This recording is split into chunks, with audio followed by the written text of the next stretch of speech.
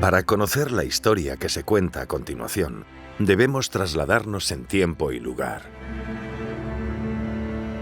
Vamos a emprender un viaje hacia siglos atrás, en un rinconcito de la región de Murcia, la pintoresca villa de Ceejín, donde la historia y la fe entrelazan sus destinos para forjar un relato que ha resistido la prueba del tiempo. Más allá de las callejuelas empedradas y las tradiciones inmortales, se encuentra una devoción que ha guiado a generaciones enteras: la Virgen de las Maravillas. Pero antes de hablar sobre la afamada talla, vamos a sumergirnos en cómo llegó hasta nuestros días. El 31 de julio del año 1566 fue fundado en la villa de Ceejín el convento franciscano de San Esteban. Ubicado sobre el lugar que ocupaba la antigua ermita, sirvió de hogar para una comunidad de frailes que fue de gran ayuda para los más necesitados del lugar durante los siglos venideros. Sus espacios austeros y humildes constituían el lugar idóneo para la reflexión, el estudio y para ver la vida con mayor distancia.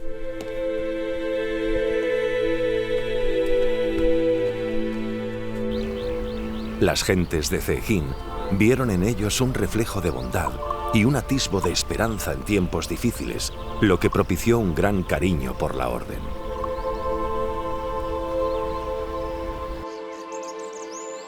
En el año 1681 nace en Graja Francisco Fernández Moreno Pastor. Nacido en la indigencia, llegó al convento de San Esteban años más tarde, ligando a él su nombre para la eternidad, al orquestar la llegada desde Italia de la Virgen de las Maravillas. La villa de Ceejín comenzó el siglo XVIII arrastrando una fuerte crisis del siglo anterior. Había un clima económico, social y espiritual muy espeso. Los periodos de fuertes tormentas se alternaban con los de sequía, lo que hacía que muchas cosechas se perdieran e imperaran épocas de hambruna. A esto se le suman las plagas de langosta, que periódicamente se volvían incontrolables para los campesinos. Sumado al paludismo, una enfermedad que hacía estragos cuando golpeaba, la población de la villa quedó mermada severamente. A principios de la década de 1720, este ambiente hizo que la mala fe de la población aflorara por necesidad, dando lugar a desencuentros y peleas vecinales con cierta frecuencia. Estos temas quitaban el sueño al padre Moreno, preocupado por dar solución y volver a los tiempos de calma y estabilidad. Una noche, en un estado de semivigilia, en algún lugar entre el sueño y la consciencia, el fraile vio ante sus ojos una luminiscencia que flotaba en el aire. Desde ese momento, como por intuición, tuvo claro el camino que debía seguir.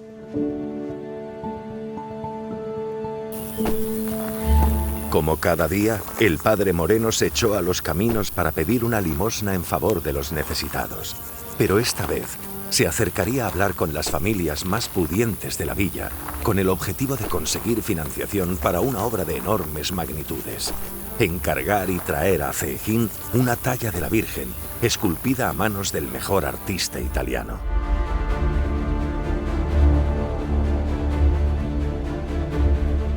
Sin duda, el fraile conocía de antemano las hermosas tallas que llegaban al Levante español, de la mano de excelentes escultores como el napolitano Nicola Fumo o el genovés Anton Maria Maragliano.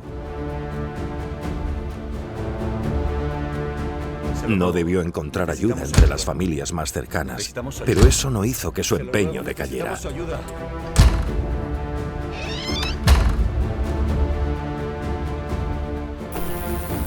Enterado de la visita a Caravaca de un famoso comerciante cartagenero, acudió el padre para contarle su anhelo. El comerciante, Pedro Antonio Peretti, era un poderoso mercante cartagenero de ascendencia genovesa. No solo se abrió a escuchar al fraile, sino que quedó tan emocionado por la propuesta que se ofreció para asumir todos los costes de elaborar dicha imagen de la Virgen con el niño en brazos y traerla a su nuevo hogar en el convento de San Esteban de Ceejín. Antonio Peretti hizo el encargo a su hermano Lorenzo de ir a Italia en busca del mejor escultor. En una nave, cargada con mercancías con las que los hermanos querían comerciar, se embarcó Lorenzo rumbo a Nápoles, con el objetivo de traer de vuelta la más hermosa talla jamás vista.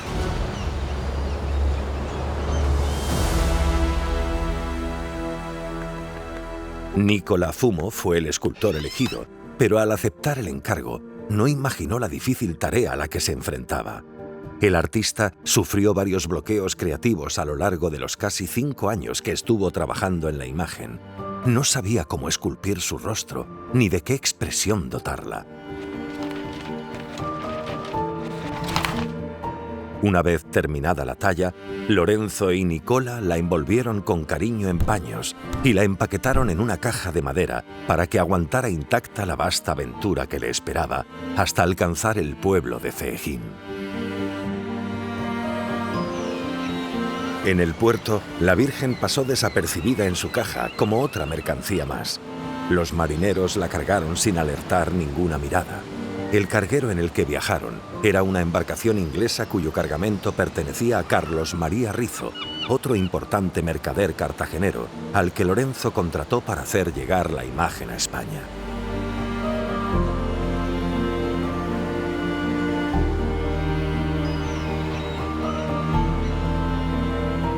Así, a finales del mes de junio del año 1725, embarcaron desde Nápoles en dirección al puerto de Cartagena.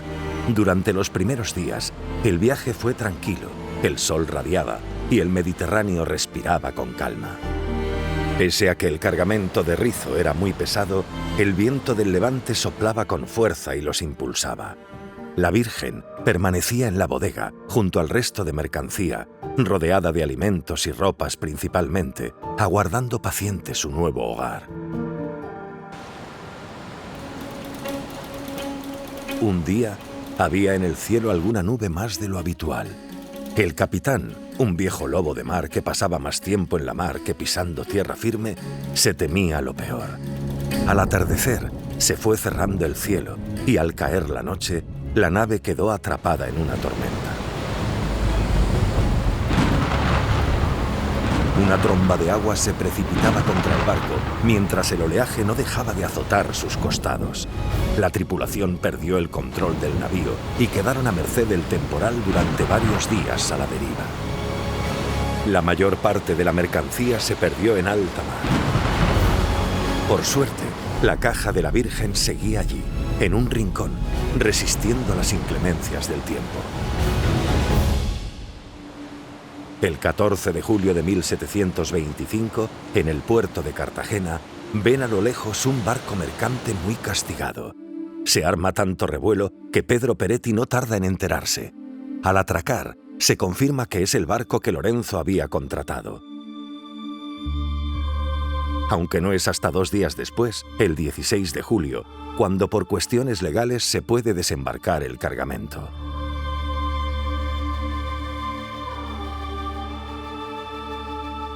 Entre los pocos enseres que quedaban, vio Pedro la caja donde venía la Virgen, hinchada totalmente por el agua.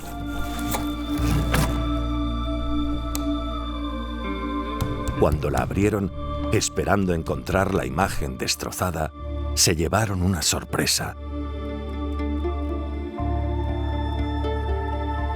La talla estaba en perfecto estado de forma y conservaba hasta el último detalle policromado. No tardó en correrse la voz de aquella hazaña divina. La volvieron a cerrar para llevarla a casa de Peretti.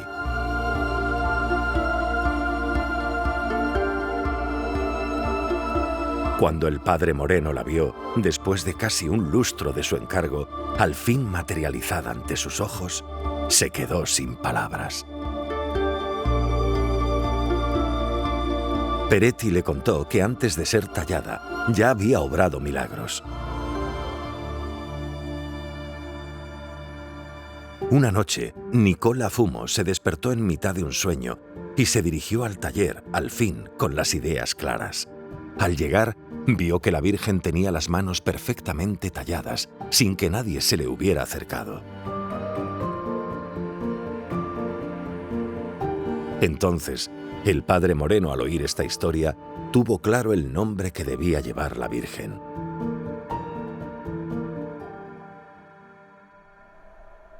Sin embargo, los devotos cartageneros se creyeron en posición de elegir también. De ese modo, se introdujeron todos los nombres en un saquito y se eligió al azar. El nombre que salió fue Maravillas. No contentos con el resultado, los ciudadanos exigieron repetir el proceso en varias ocasiones, pero en todas ellas, el papelito que salía era el que llevaba por nombre Maravillas. Ese era el nombre elegido por el padre Moreno. Pasados los 7 días, cientos de cartageneros, incluido el propio Peretti, pedían al fraile quedarse con la talla. Incluso llegaron a ofrecerle encargar otra. La siguiente noche, tratando de no levantar sospechas, empaquetaron la imagen y la sacaron en carro rumbo a su nuevo destino. La primera noche la hicieron en Lorca, luego pasaron por Avilés y el Cortijo de Coy, la Encarnación y Cañadalengua. Aunque trataron de llevarla con el mayor disimulo posible, mucha gente ya había oído hablar sobre la Virgen de las Maravillas y todos suplicaban por verla.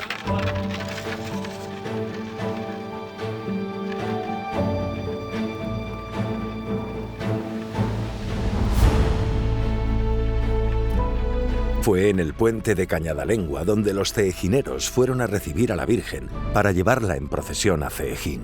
Desde entonces se conoce como el Puente de la Virgen.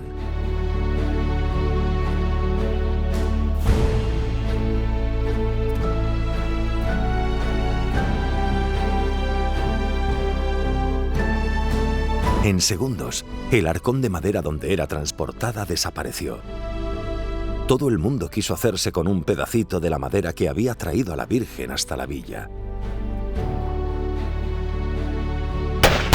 Luego la colocaron sobre unas andas y la llevaron en procesión hasta la iglesia parroquial Santa María Magdalena. Las calles estaban engalanadas y todo el pueblo se preparó para la llegada. En la iglesia, la Virgen acompañó a todos sus nuevos devotos hasta altas horas, escuchando sus ruegos. No sería hasta el día siguiente, 26 de julio de 1725, cuando la Virgen fue trasladada a su nuevo hogar, el convento de San Esteban, donde 5 años más tarde, el 27 de octubre de 1730, la entronarían finalmente en su recién construido camarín. Así concluye nuestra travesía a través del tiempo y la devoción en Ceejín.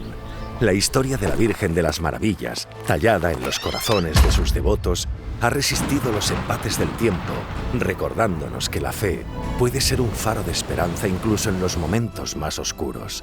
Hoy, la Virgen de las Maravillas sigue siendo testigo silente de la fe inquebrantable de su pueblo. Así, en la tranquilidad de Ceejín, la historia continúa. Las generaciones presentes y futuras se unen para honrar la memoria de la Virgen de las Maravillas, tejiendo sus propias historias personales y portando su presencia eterna, recordándonos que las maravillas pueden manifestarse en las formas más simples y cotidianas. Y aún hoy, son muchos los que admiten haber visto, silencioso y escondido entre los muros del convento, al padre Moreno, admirando la grandeza de la Virgen maravillense que vino a vertebrar la historia de Ceejín.